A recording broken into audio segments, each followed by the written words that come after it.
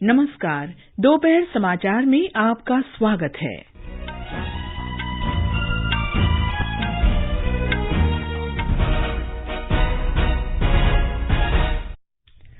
न्यायमूर्ति उदय उमेश ललित ने भारत के 49वें मुख्य न्यायाधीश के रूप में शपथ ली। प्रधानमंत्री नरेंद्र मोदी आज शाम अहमदाबाद में खादी उत्सव में भाग लेंगे और साबरमती नदी पर पैदल यात्रियों के लिए अटल सेतु का उद्घाटन करेंगे। देश में दवा उत्पादों के निर्यात में इस वर्ष अप्रैल से जुलाई की अवधि में 146% की वृद्धि। नागालैंड में 100 साल से भी अधिक समय के बाद धनसारी शिवखुई रेलवे लाइन पर दूसरा रेलवे स्टेशन शुरू हो गया है। अर्जेंटीना ने भारत में बने लड़ाकू विमान तेजस खरीदने में रुचि दिखाई। सात्विक साईराज रंकीरेड्डी और चिराग शेट्टी ने टोक्यो में विश्व बैडमिंटन चैंपियनशिप में कांस्य पदक जीता और एशिया कप क्रिकेट आज से शुरुआती मैच में अफगानिस्तान का मुकाबला श्रीलंका से, भारत कल पाकिस्तान के साथ खेलेगा। दोपहर समाचार में नीलम मलकानिया के साथ मैं कनकलता। न्यायमूर्ति उदय उमेश ललित ने आज भारत के मुख्य न्यायाधीश के रूप में शपथ ली। राष्ट्रपति द्रौपदी मुर्मू ने राष्ट्रपति भवन में आयोजित समारोह में उन्हें देश के 49वें मुख्य न्यायाधीश के रूप में शपथ दिलाई। I, Uday Umesh Lalit, having been appointed Chief Justice of the Supreme Court of India, having been appointed Chief Justice of the Supreme Court of India, do swear in the name of God, do swear in the name of God that I will bear true faith and allegiance to the Constitution of India as by law established. न्यायमूर्ति U U Lalit ने न्यायमूर्ति N V Ramna का स्थान लिया है। उनका कार्यकाल इस वर्ष 8 नवंबर तक रहेगा। शपथ ग्रहण समारोह में उपराष्ट्रपति जगदीप धनखड़, प्रधानमंत्री नरेंद्र मोदी और अन्य केंद्रीय मंत्री उपस्थित थे। हमारे संवाददाता ने बताया है कि न्यायमूर्ति यूयू ललित अगस्त 2014 में उच्चतम न्यायालय के न्यायाधीश नियुक्त किए गए थे। वे न्यायमूर्ति श्री एसएम सीकरी के बाद दूसरे मुख्य न्यायाधीश हैं जिन्हें बार से सीधे उच्चतम न्यायालय में न्यायाधीश बनाया गया है। श्री सीकरी 1971 में देश के 13वें मुख्य न्यायाधीश बने थे। न्यायमूर्ति ललित 2 कार्यकाल तक उच्चतम न्यायालय विधि सेवा समिति के सदस्य रहे। महाराष्ट्र के शोलापुर में 9 नवंबर 1957 को जन्मे न्यायमूर्ति ललित को जून 1983 में महाराष्ट्र और गोवा बार काउंसिल में अधिवक्ता के रूप में शामिल किया गया था। प्रधानमंत्री नरेंद्र मोदी आज से गुजरात के 2 दिन के दौरे पर रहेंगे। वे शाम को अहमदाबाद में साबरमती रिवर फ्रंट पर आयोजित खादी उत्सव में जनसभा को संबोधित करेंगे। देश के स्वतंत्रता संग्राम में खादी के महत्व को दर्शाने के लिए आजादी का अमृत महोत्सव के हिस्से के रूप में अनोखे खादी उत्सव का आयोजन किया जा रहा है। हमारी संवाददाता ने बताया है कि प्रधानमंत्री मोदी अपनी यात्रा के दौरान कच्छ और गांधीनगर में विभिन्न परियोजनाओं का शुभारंभ करेंगे। अहमदाबाद के साबरमती रिवर फ्रंट पर आयोजित खादी उत्सव के साथ प्रधानमंत्री नरेंद्र मोदी के गुजरात दौरे की शुरुआत होगी। इस ऐतिहासिक समारोह में राज्य भर में से 7,500 महिला बुनकर हिस्सा लेगी और पूरे समारोह में एक साथ चरखा बुनेंगे। कार्यक्रम में प्रधानमंत्री बुनकरों को संबोधित करेंगे। अगले दिन प्रधानमंत्री कच्छ में कई परियोजनाओं का उद्घाटन और शिलान्यास करेंगे। 2001 के भूकंप में जान गंवाने वाले 13,000 से अधिक लोगों की याद में बनाए गए देश के पहले भूकंप स्मारक का भी प्रधानमंत्री भुज में उद्घाटन करेंगे। श्री मोदी कल कच्छ विश्वविद्यालय मैदान में एक सभा को संबोधित करेंगे। शाम को प्रधानमंत्री गांधीनगर के महात्मा मंदिर में एक समारोह की अध्यक्षता करेंगे जो भारत में मारुति सुजुकी के 40 साल पूरे होने के उपलक्ष्य में आयोजित किया गया है। अपर्णा खुन, आकाशवाणी समाचार, अहमदाबाद। गृह मंत्री अमित शाह आज छत्तीसगढ़ की राजधानी रायपुर में राष्ट्रीय अन्वेषण अभिकरण एनआईए के कार्यालय भवन का उद्घाटन करेंगे। श्री शाह अपने रायपुर दौरे में पंडित दीनदयाल उपाध्याय सभागार में Modi at 20 dreams meet delivery विषय पर आयोजित सेमिनार में भी शामिल होंगे। वे रायपुर में कुशाभाऊ ठाकरे परिसर में पार्टी के प्रदेश कार्यालय में भाजपा नेताओं की बैठक की भी अध्यक्षता करेंगे।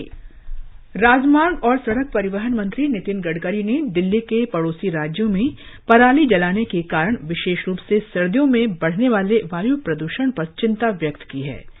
मुंबई में एक आयोजन में उन्होंने बताया कि इंडियन ऑयल ने हरियाणा के पानीपत में 1 लाख लीटर बायो एथेनॉल और 150 टन बायो बिटुमेन की दैनिक उत्पादन क्षमता वाली परियोजना शुरू की है। श्री गडकरी ने कहा कि इससे देश ईंधन के मामले में आत्मनिर्भर बनेगा।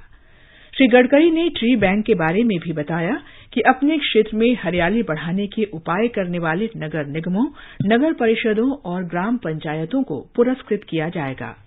श्री गडकरी ने बताया कि ट्री बैंक की अवधारणा का पर्यावरण मंत्री भूपेंद्र यादव ने भी अनुमोदन किया है।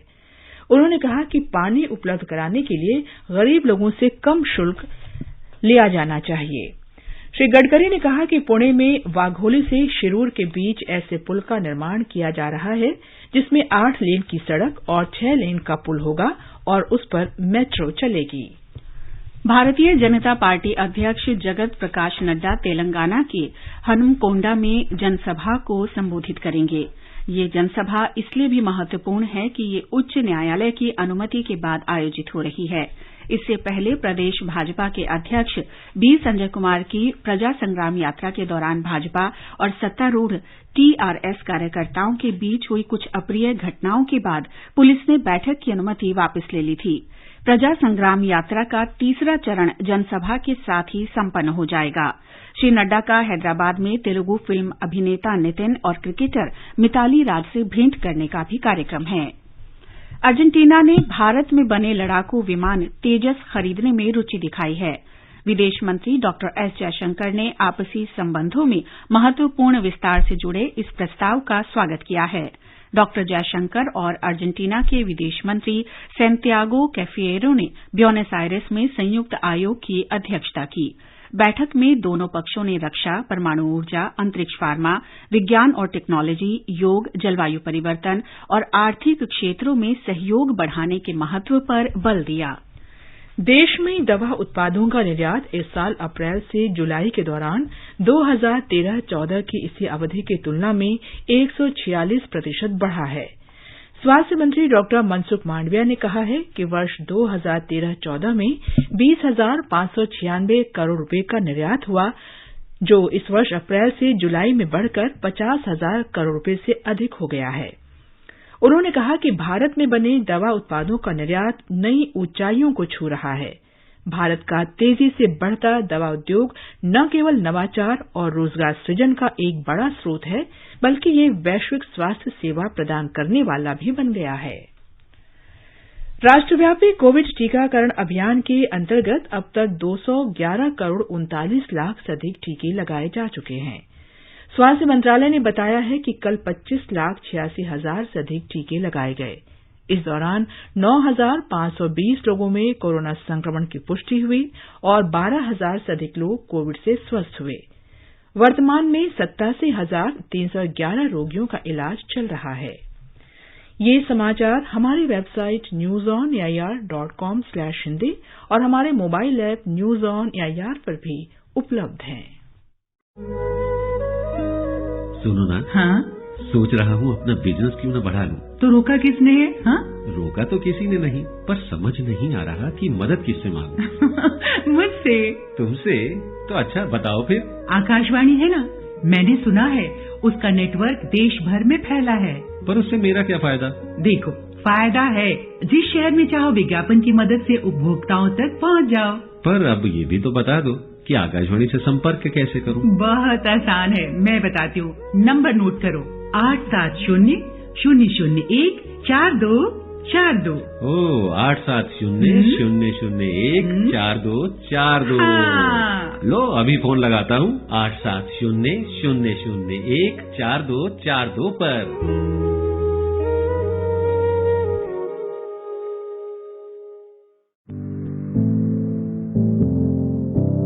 कंपटीशन की अगर आप कर रहे हैं तैयारी, तो उनके लिए ऑल इंडिया रेडियो पर हम लाए हैं अभ्यास, एक ऐसा कार्यक्रम जिसमें आप पूछेंगे सवाल व्हाट्सएप नंबर 9289094044 पर, या फिर ईमेल करेंगे abhyas.airnews@gmail.com पर, और हमारे विशेषज्ञ देंगे इसका जवाब।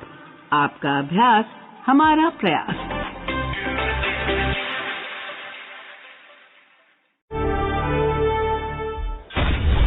मुट्ठी भर अंग्रेज और हमारे विशाल देश पर राज करने का स्वप्न देख रहे हैं, पर हम इनके स्वप्न को चकनाचूर कर देंगे।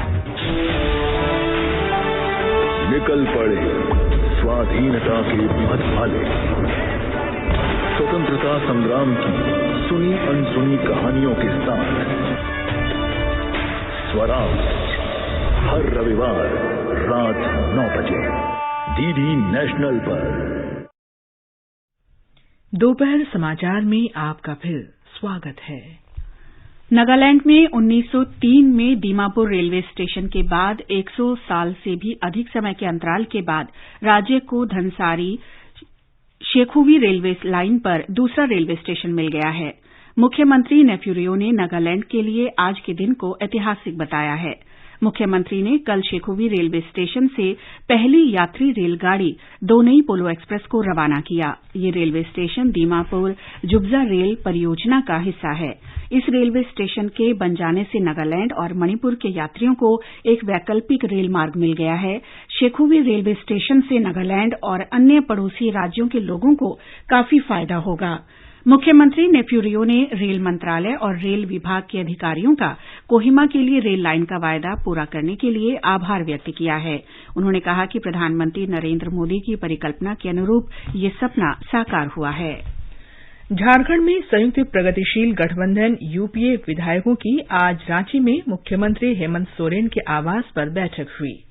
मुख्यमंत्री हेमंत सोरेन के लाभ के पद मामले में राज्यपाल रमेश बैस के फैसला लिए जाने की संभावना के बीच सत्तारूढ़ विधायकों की ये तीसरी बैठक थी।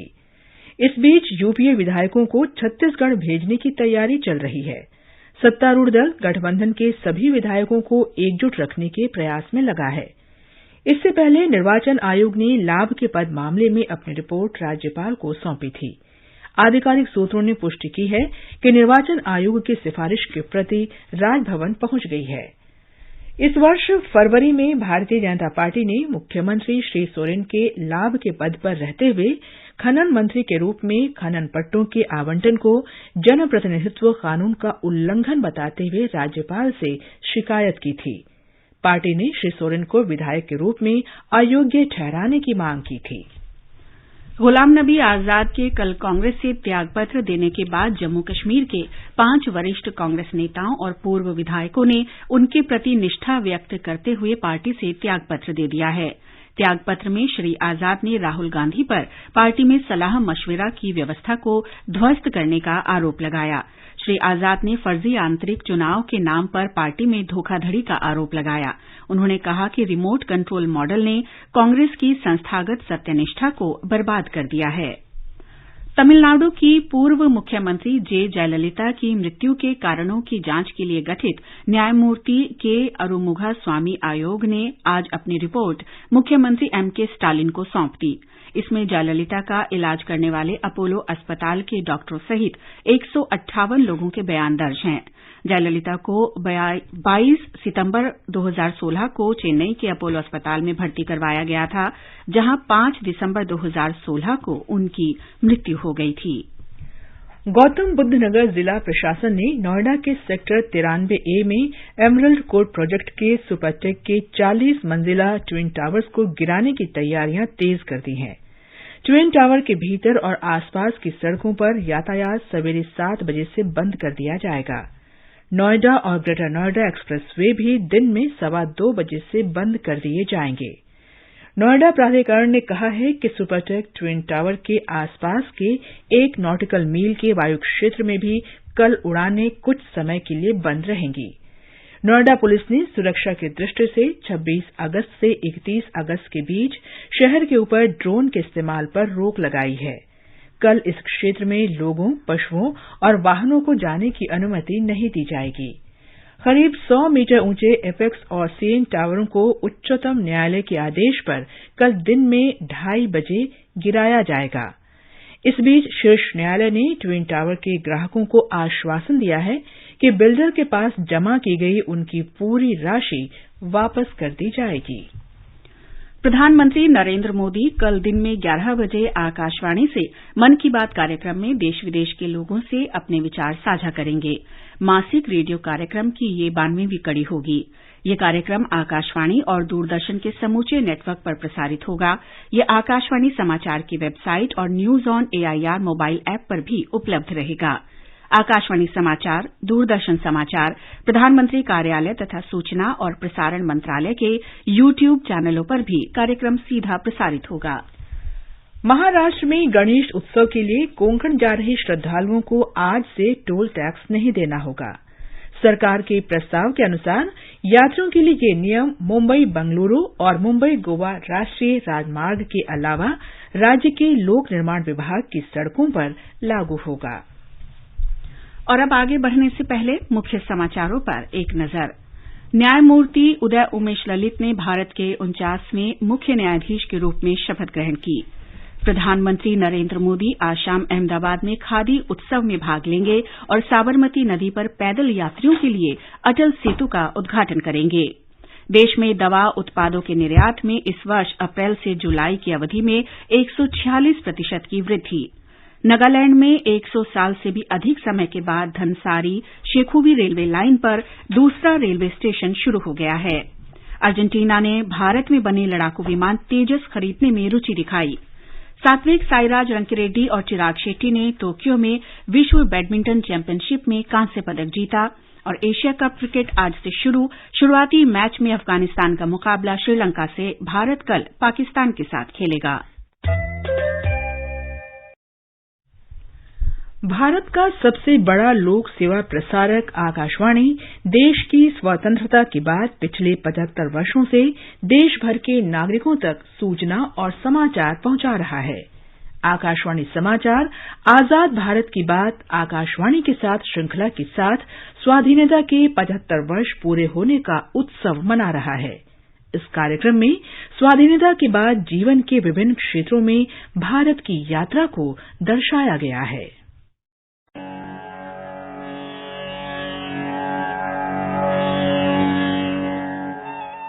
आजाद भारत की बात आकाशवाणी के साथ की आज की कड़ी में हम आपके लिए 1999 के करगिल युद्ध की महत्वपूर्ण विजय गाथा लेकर आए हैं। आजादी के 52 वर्षों के बाद भारत पाकिस्तान के बीच वर्ष 1999 में करगिल युद्ध लड़ा गया था। 1999 में लाहौर घोषणा पत्र पर हस्ताक्षर के तुरंत बाद पाकिस्तानी सेना की ओर से भारतीय नियंत्रण रेखा में घुसपैठ की गई और भारतीय सेना के खाली चौकियों को कब्जा करने के बाद दोनों देशों के बीच ये युद्ध हुआ। पाकिस्तान की इस घुसपैठ का मकसद सियाचिन ग्लेशियर पर भारतीय सेना की टुकड़ियों को हटाना और कश्मीर तथा लद्दाख के संपर्क को तोड़ना था। 3 मई 1999 को सभी घुसपैठियों को सीमा पार खदेड़ दिया गया। तत्कालीन प्रधानमंत्री अटल बिहारी वाजपेयी ने पाकिस्तान को स्पष्ट चेतावनी देते हुए कहा कि अगर पाकिस्तान की फौज भारतीय सीमा से वापस नहीं जाती है तो भारत कोई भी सख्त कदम उठा सकता है। हम शांति चाहते हैं, ये तो दुनिया ने देखा। अब दुनिया ये देखेगी कि हम शांति की रक्षा के लिए अपनी शक्ति का भी प्रदर्शन कर सकते हैं। लड़ाई के परिणाम के बारे में भी मेरे मन में कोई संदेह नहीं है। हमारी विजय निश्चित है और हम विजयी होकर दिखाएंगे। 26 मई को भारतीय वायुसेना ने पहला हमला किया। इसके बाद घुसपैठियों को भारतीय क्षेत्र से बाहर करने के लिए ऑपरेशन विजय शुरू किया गया।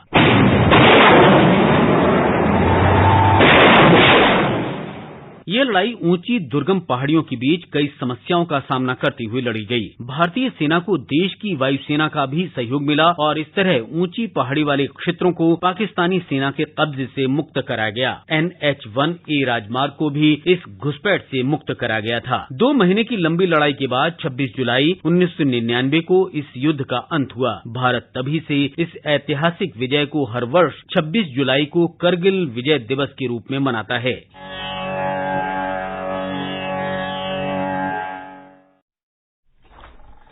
आजाद भारत की बात आकाशवाणी के साथ कार्यक्रम Twitter @AIR news alerts, YouTube channel news on AIR official, news on AIR app, Facebook और इंस्टाग्राम पर सुना जा सकता है। आजाद भारत की बात आकाशवाणी के साथ सुनने के लिए बने रहें आकाशवाणी समाचार के साथ।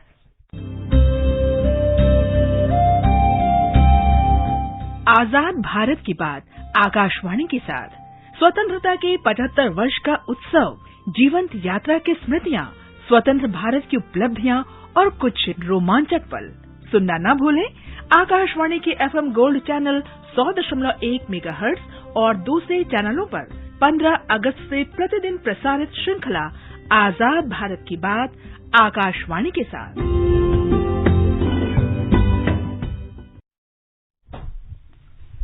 और अब आज का संस्कृति संदेश समर्पित है हिंदी फिल्मों के जाने माने पार्श्व गायक मुकेश को। मेरा जूता है जापानी, ये पतलून इंग्लिस्तानी, सर पे लाल टोपी रूसी, फिर भी दिल है हिंदुस्तानी। मेरा जूता है जापानी। मखमली आवाज के धनी मुकेश की आज पुण्यतिथि है।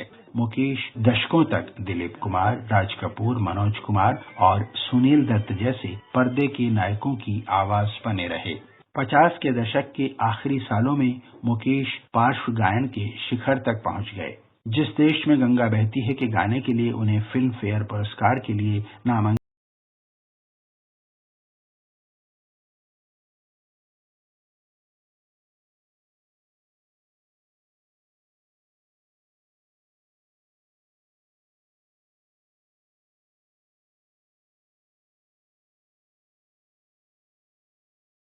मुकेश को अनाड़ी फिल्म में सर्वश्रेष्ठ पार्श्व गायन के लिए फिल्म फेयर पुरस्कार मिला।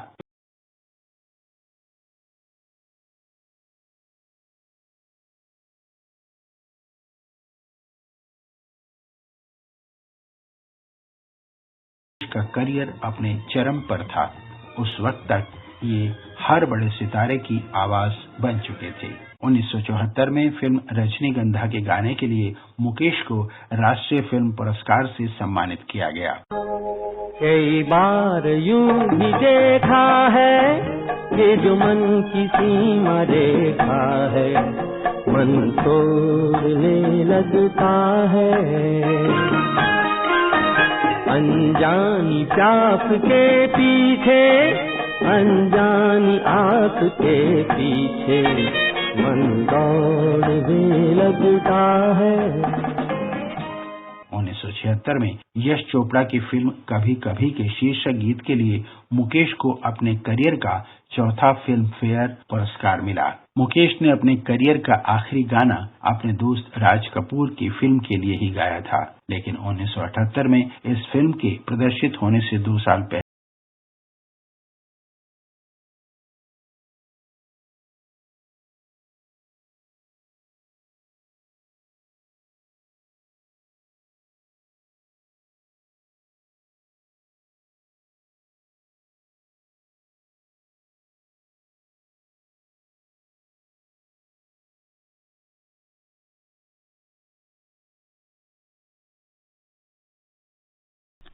ये समाचार आकाशवाणी से प्रसारित किए जा रहे हैं।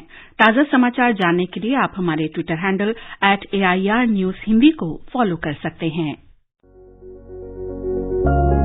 क्या आप वरिष्ठ नागरिक हैं? क्या आपके मन में सेहत, आर्थिक, सामाजिक या भावनात्मक मुद्दों से जुड़ा कोई सवाल है? आकाशवाणी आपके लिए लेकर आया है कार्यक्रम एक कदम और बुजुर्गों के लिए, हर रविवार रात 9:30 बजे FM गोल्ड पर।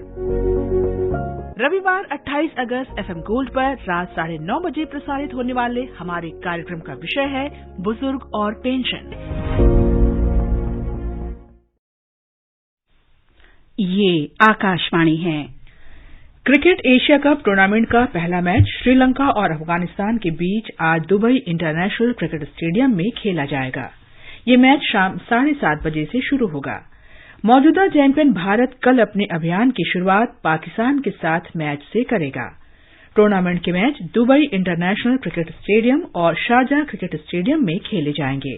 आकाशवाणी से एशिया कप के सभी मैचों का आंखों देखा हाल हिंदी और अंग्रेजी में प्रसारित किया जाएगा। डूरंड कप फुटबॉल में आज मोहम्मडन SC का मुकाबला भारतीय वायुसेना की टीम से होगा। ये मैच कोलकाता में दिन में 3 बजे से खेला जाएगा।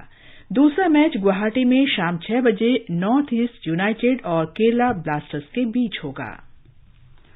टोक्यो में BWF विश्व बैडमिंटन चैंपियनशिप में सात्विक साईराज रंकीरेड्डी और चिराग शेट्टी की जोड़ी को आज कांस्य पदक से संतोष करना पड़ा। सेमीफाइनल में ये भारतीय जोड़ी मलेशिया के एरोन चिया और सो वुई यिक की जोड़ी से हार गई। युवा कार्य और खेल मंत्री अनुराग ठाकुर ने कहा कि फीफा अंडर 17 महिला विश्व कप 2022 का आयोजन भारत की मेजबानी में अपने निर्धारित कार्यक्रम के अनुसार होगा। ये प्रतियोगिता इस वर्ष 11 से 30 अक्टूबर के बीच होगी। ट्वीट संदेश में श्री अनुराग ठाकुर ने अखिल भारतीय फुटबॉल परिसंघ का निलंबन समाप्त करने के लिए फीफा के निर्णय पर प्रसन्नता व्यक्त की है। उन्होंने इसे फुटबॉल प्रेमियों की जीत बताया। युवा कार्यक्रम और खेल मंत्री अनुराग ठाकुर ने ओलंपिक चैंपियन नीरज चोपड़ा को डायमंड लीग प्रतियोगिता जीतने वाला प्रथम भारतीय बनने पर बधाई दी है। भाला फेंक स्पर्धा में नीरज चोपड़ा ने लुजाने लीग प्रतियोगिता जीतकर इतिहास रच दिया। वे 89.08 मीटर दूरी तक भाला फेंककर शीर्ष स्थान पर रहे। उद्योग और आंतरिक व्यापार संवर्धन विभाग ने देश भर में 40 महत्वपूर्ण बुनियादी ढांचा परियोजनाओं की समीक्षा की है। इसमें पर्यावरण मंत्रालय और रेल मंत्रालय से संबंधित मुद्दे समाधान के लिए सूचीबद्ध किए गए थे। इनमें वे 11 परियोजनाएं भी शामिल हैं जिनकी समीक्षा प्रधानमंत्री नरेंद्र मोदी द्वारा प्रगति कार्यक्रम के अंतर्गत की गई थी। इसके अलावा कई गतिशक्ति उच्च प्रभाव परियोजनाएं भी इनमें शामिल हैं। बैठक में पर्यावरण मंत्रालय और रेल मंत्रालय के वरिष्ठ अधिकारियों की सक्रिय भागीदारी रही। इसमें वन संबंधी मंजूरी देने, रेलवे की भूमि के इस्तेमाल और मार्ग का अधिकार जैसे मुद्दों पर चर्चा की गई। दोनों मंत्रालयों ने मुद्दों के समाधान के लिए समयबद्ध कार्यक्रम प्रस्तुत किया। उद्योग और आंतरिक संवर्धन विभाग के विशेष सचिव ने 40 परियोजनाओं से संबंधित 57 मुद्दों की समीक्षा की। ये परियोजनाएं करीब 3,37,000 करोड़ रुपए लागत की है। विशेष सचिव ने परियोजनाओं के समय पर पूरा किए जाने के महत्व पर भी बल दिया। उन्होंने केंद्र सरकार के विभिन्न विभागों के बीच समन्वय की भूमिका भी उजागर की ताकि सामाजिक आर्थिक महत्व की परियोजनाओं में देरी न हो। समाचार कक्ष से फरहत नाज। अटल नवाचार मिशन और नीति आयोग जम्मू और कश्मीर के उच्चतर विद्यालयों के विद्यार्थियों में नवाचार को बढ़ावा देने के लिए 500 से अधिक अटल टिंकरिंग लैब की स्थापना करेंगे।